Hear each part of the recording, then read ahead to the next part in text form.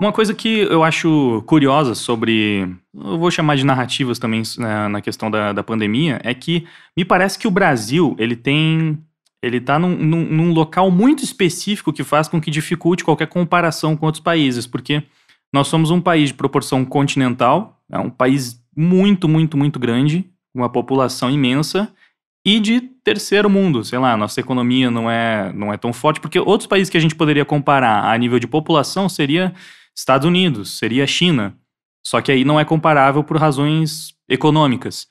E quando a gente vai comparar daí com países que estão mais próximos economicamente da nossa situação, são países muito menores. Então, assim, me parece meio óbvio que o Brasil teria séria dificuldade em vacinar rapidamente um percentual muito grande da sua população, porque é uma população imensa e não é um país que é tão rico assim a ponto de conseguir tanto investimento e até a criação das vacinas no seu próprio território, como a China e como os Estados Unidos fazem. Então não acaba sendo uma comparação meio injusta às vezes, quando compara. Cara, às vezes comparam com Inglaterra, comparam com países que são menores e de primeiro mundo. Esperado, talvez, que o Brasil fosse ficar atrás de países como esses, não? Não é porque o Brasil tem a melhor rede de vacinação do mundo, né? A estrutura que o Bolsonaro pegou para a pandemia é a melhor estrutura de vacinação. Em todas as epidemias que nós tivemos e as campanhas de vacinação de poliomielite, de H1N1, todos o Brasil foi o primeiro, né? Justamente por ter essa estrutura muito boa já e descentralizada de vacinação.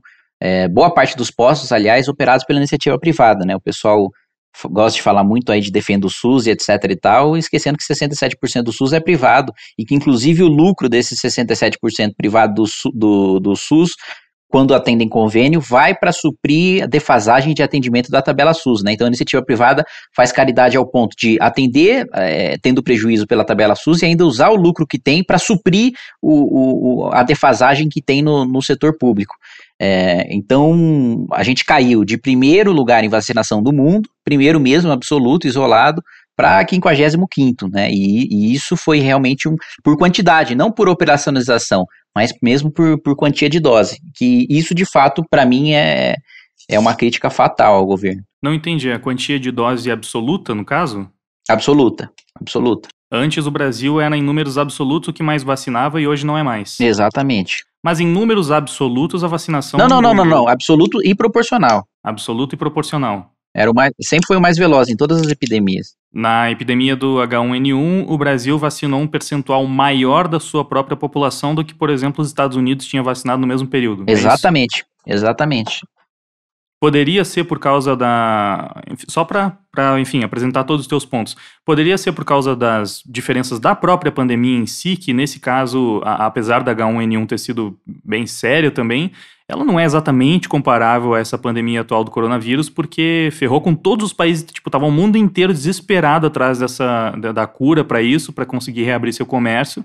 E aí, talvez os países de primeiro mundo mais desenvolvidos tiveram, nesse caso, um interesse muito maior do que eles tiveram nos outros? Na verdade, não, porque um dos primeiros países, justamente pelo Brasil ser o número 1 em vacinação, que as empresas procuraram, foi o Brasil, né? Aí a crítica de ter ignorado os 11 e-mails da Pfizer, né? De ter ignorado a comunicação da Johnson Johnson, de ter ignorado a comunicação da Sinovac. Boa parte das primeiras doses que foram distribuídas para o mundo foram oferecidas primeiro para o Brasil, porque toda empresa queria ter o Brasil como vitrine, né, do seu produto. Mas isso não faz meio que da gente meio que cobaia também da vacina? Não tem um risco nesse sentido? Não, porque é rigoroso, não é? Aprovar uma vacina não é uma coisa simples, né? Passar pelas 4 fases de desenvolvimento científico de uma vacina não é antes de ser aplicado, significa que ela já foi testada em milhares de pessoas, né? Não é uma amostragem pequena que o país seria usado como cobaia, não. Eu acho que o maior problema era o tempo de amostragem para efeitos colaterais, né? Porque tempo é uma coisa que a gente não tinha. Então, alguns efeitos colaterais que levam mais tempo para aparecer, eles podem acabar não aparecendo por conta disso, não? Mas como eu disse, o mais grave, o efeito colateral mais grave vai ser alguma coisa relacionada à doença. Eu acho que pintaram muito essa imagem de, sei lá, né, o sujeito pode morrer, né, o sujeito pode perder uma perna. Virar jacaré, tu não... Nenhuma das consequências seria pior do que o vírus.